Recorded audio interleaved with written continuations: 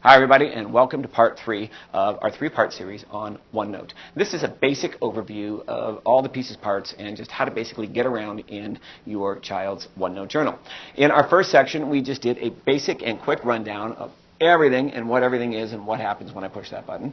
In our second session, we talked about this bar right here, the tab bar, and what the individual classroom notebook sections do and how to get to them, and more importantly, how to get out of them. And then now in our third section, we're going to focus right here on the command bar, home, insert, draw, and view, and just how and what does what where, okay, basically. To begin with, I want to get us on a clean sheet of paper. And with each student, I created a section just for this purpose. So what I want you to do is reach over here and tap on your child's name in your student notebook. And go ahead and pull that up. And tab over until you find the Doodle tab.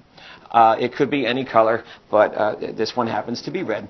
And I created this section for the kids because they needed a section where they can push buttons and draw and experiment and see what stuff does. And that's precisely what this section is for. This is entitled Highlighter Hurricane. I don't know. So to begin with, we need a clean sheet of paper because you don't want to draw over your children's beautiful artwork. So hit right here. This is the Add a Page button. And by tapping there, it's going to add a page down to the side of the page listing. Across the top, it will put the date stamp of the day this page was created, and then you can type the title of whatever's on this page. We are going to type the word stuff because we're going to do stuff. I always teach the kids, name things what it is, and this is stuff. So to begin with, we're just going to type random stuff here and just get some words and some letters and stuff on the page. So we got a little something to play with here, okay? The first thing we're going to want to do is actually change the text and the font, okay, and the font size. So if I tap on the words, it will highlight everything because there's no spaces. It thinks it's one long word. If there are spaces in there, one double tap will highlight just that word. A triple tap will highlight the whole paragraph or the whole sentence. And what we want to do now is adjust the font and font size. So we can click on Calibri, or however it is that you say that, which will pull up a whole listing of fonts, and just scroll up like that on your screen, and that will move stuff around. So we're going to go to everybody's favorite, Comic Sans, because who doesn't love Comic Sans? And there we have it. If I want to make this bigger, I can tap the 11, which is the font size, and this is going to pull up a wheel, which allows me to now scroll up and down and adjust the font size to whatever size I want it to be.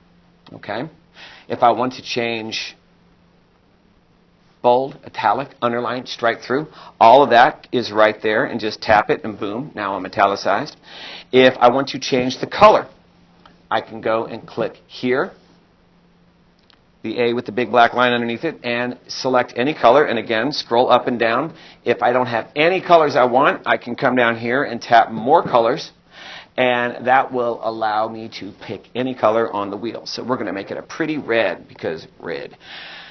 And finally, we have a highlighter button. Now, there's a better way to highlight stuff, but if I've just highlighted something here, and I want to highlight it in my text, I can push my highlighter bar, and boom, anything that I have highlighted is going to turn whatever color of highlighter I want it to be. This is your bullets. This is your numbered bullets. Here we have the tabs. If I want to move this in, I can tap this, and that will move this over. My cursor's down here. If I want the justification, which is right next door, this is left, right, or center justify. And then the A with the paintbrush, this is all of our headings and page tiles. This one here is kind of a fun one. These are all kinds of little buttons that you can put into your text. The best one, of course, is this box, which is a checkbox. So if you need to make a list of stuff that you got to do, then you hit this button, and it will put your checkboxes in. And finally, the little price tag are all of the different things that you can put in. And again, just scroll and drag with your finger, that you can put in there to highlight, make important questions, to-dos, remember for laters, all that kinds of notes that you can put next to whatever you're writing to remember whatever it is that you want to remember. Question. Boom, I have a question. That's the Home tab. let's take a pop over to the Insert tab. This, for some reason, is one of the kids' favorite places to be because this allows them to take pictures, to insert pictures from their photo files, take a live picture, leave an audio message, insert a file that they have saved in their, on their iPad in their files, or insert a PDF printout, as well as create links and do some math and some formulas. This final one is an Insert Date button, and if I tap that, it'll put in today's date on the page for me. If I want to get rid of all of this, I can double tap, and it's going to pull up another bar of options here. I don't think they get all of these. I think I have more because I'm the teacher, the administrator of this file. They might get them all, I don't know. There's a cut, a copy, a select all, and a paste, which they will have, as well as options to correct the word, as well as to define this word. And I can share that word, which I don't think they can share. They might. Now you'll note these two little blue lines. If I put my finger right here on the bottom of that blue line, I can move this over and tell it exactly what I want to highlight by dragging that around. I can also do the same with the one up front here and drag that and just pick these 5 letters or whatever. Okay. Again, by tapping off of the screen anywhere, that will take the highlighting off. That'll move your cursor and release it. This little brown bar, everything that's typed in is in a box. And this box will expand indefinitely. As you need more room, it will expand down. But if I want to position this box on the page, I can squeeze and pinch, and it gets bigger and smaller, bigger, smaller, bigger, smaller. You kids love this game. And so I'm going to make it really small. And now what I'm going to do is I'm going to put my finger on that brown bar, and now I can drag this anywhere on the sheet that I want it to be. So if I have a bunch of photos that I'm positioning and I'm labeling each one as I'm going, I can drag that around the screen and position pictures and photos and stuff. To insert a picture, I can do this. I can take a live picture. If, for say, the teacher is taking notes of stuff, well, I can take a picture of my thing and hit the little check mark in the lower corner. It's really dark. I can't show you. I'm sorry. But here is the picture of the iPod on the tripod. And sounds like a Doctor Who book or a Dr. Seuss book, doesn't it? And if I tap the picture, it's going to pull up a whole bunch of options for me. If I use the circles, I can shrink and keep the aspect ratio of the picture and size it accordingly, big or small. I can, with this little circle and the arrows on it, press and hold, and I can drag and drop that wherever I want it to be. Or I can tap it, which will pull up, cut, copy, paste, delete, or rotate. If I want to turn the picture on the side, rotate left, rotate right. Tap again, I can rotate back. Or I can get rid of it altogether, delete, yay, us. Finally, oh, I'm sorry, not finally, next, our Draw tab. This is the tab that we use a lot when we're taking notes, when we are writing over a PDF file, if we are highlighting text, if we're doing anything. This is where we'll spend a lot of our time. So to begin with, over here is the A, and that is the text button. And if I tap that, you can see how it's highlighted gray. That means that's what I have tapped right now. And if I tap the screen, again, my keyboard will pop up. See, keyboard. And text will happen. I'm zoomed way out. Wow, there we go. And I'm going to pick that up by grabbing the gray bar. Come on. And I am going to move it. Maybe I'm not. Come on, don't be mean to me. There we go. And I'm going to move it up here like that. Now, I want to highlight. I want to use a marker. I want to use a thin line or a thick line or a highlighter. I can use these here. Now, these work better if I have PDF files, if I'm reading something. I can use my highlighter by pushing here. And this will pull up my highlighter colors. If I don't like any of these, I can push this wheel, which will give us a whole palette of colors. And I can drag on the inside line to make it lighter or darker. Or I can use this like a rotary dial phone.